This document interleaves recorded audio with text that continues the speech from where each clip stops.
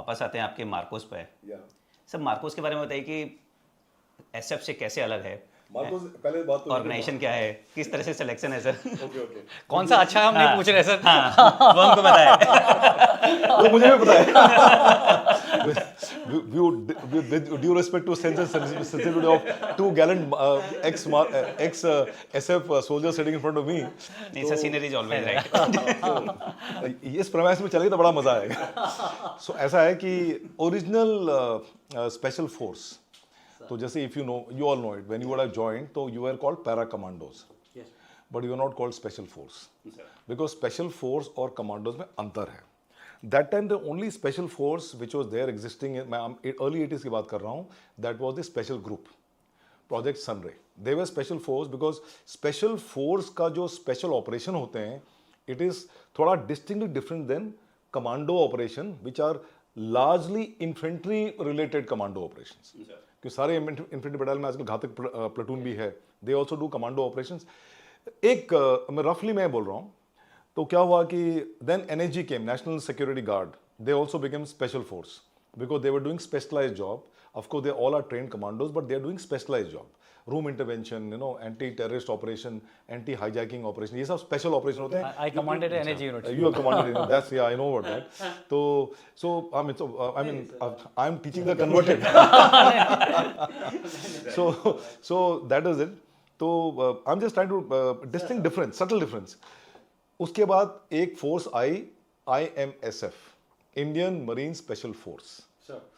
So now it was called Indian Marine Special Force. Because why Special Force? Because हमारी जो training थी, it involved ऐसे ऐसे उसमें स्किल सेट्स इन्वॉल्व किए जो कि नॉर्मल कमांडो को नहीं कराते हैं, like raid, ambush, then you know unarmed combat और entry, you know special tactical extraction जो पैरा कमांडोज करते हैं थे, हम भी करते थे। वो सब तो है ही, अंडर वाटर डाइविंग अटैक वो तो हम करते थे, जो पैरासा वाला नहीं करते हैं because that's not a domain, लेकिन बाकी आप लोग एक्स्ट्रा करते हो जो हम नहीं करते।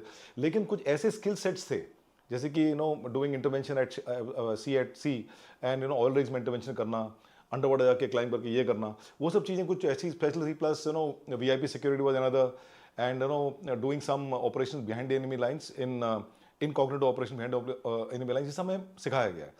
That was not part of commando training at all in the army, it was part of given to us, and I felt कि it was not required because come to think of it, there are India में ऐसी agencies हैं, and you must have been involve in that agency, आप उसके बारे में बात नहीं करेंगे, who have got a specific role, work behind the enemy lines, you know, incognito operation. वो एक फौजी को नहीं दिया जाता काम करने में।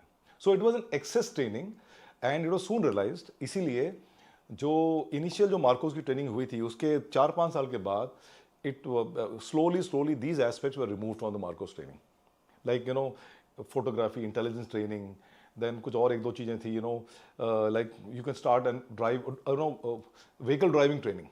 You could drive any vehicle, evasive driving training जो आप एनर्जी में करते थे, वो हमें सिखाया गया सारा। I am train for it, I mean किया था उस समय। तो ये सब चीज़ें, how to kill people in 2.5 minutes, you know that unarmed combat में जब वो 7 फेमस दाव सिखाते हैं, उसमें से है ना, how can you just neutralize anybody in 2.5 minutes, ये सब सिखाया था। तो that was the thing. So now अभी then it was the aspect of you know para SF, para commandos we getting only the para pay which was 1200 if I'm not wrong. And Marine Commandos being a special force were getting extra allowance which was equal to the aviation pilots which were getting, which the submarines were getting. तो यहाँ पे थोड़ा सा क्लेश हो गया, and it was rightfully resolved at the the senior hierarchy, and the best way to resolve it was कि make para commandos as para SF. ये मेरा मानना है। वॉट एवर लिटरेचर मैं I have served almost 13 years in naval headquarters, so I generally have an idea about this, so I'm not all that wrong. नहीं sir, you are an authority on.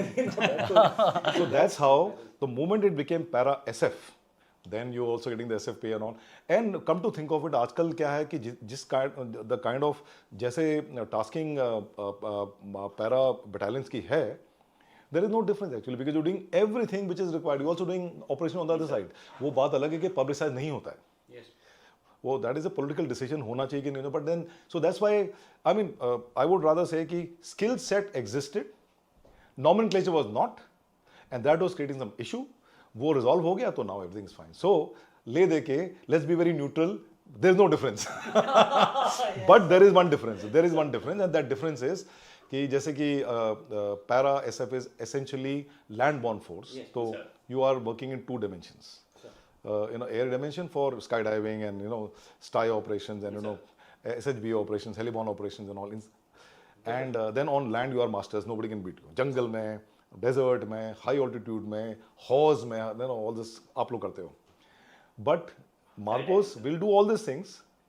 Land में slightly lesser because हमारा coastal में ज़्यादा काम है. We also do operation at sea and under the C.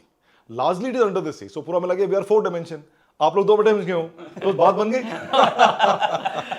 Given sir. It is resolved. Sir जय Hind. I hope आपने इस क्लिप को एंजॉय किया है. अगर आप ये फुल पॉडकास्ट देखना चाहते हैं तो उसका लिंक डिस्क्रिप्शन में दिया गया है. और इसी प्रकार के हमारे गैलेंट रियल लाइफ हीरोज़ के अगर पॉडकास्ट आप देखना चाहते हैं तो आप हमारे main channel Monks and Warriors by Colonel Kaushal Kashyap check out कर सकते हैं. जय हिंद.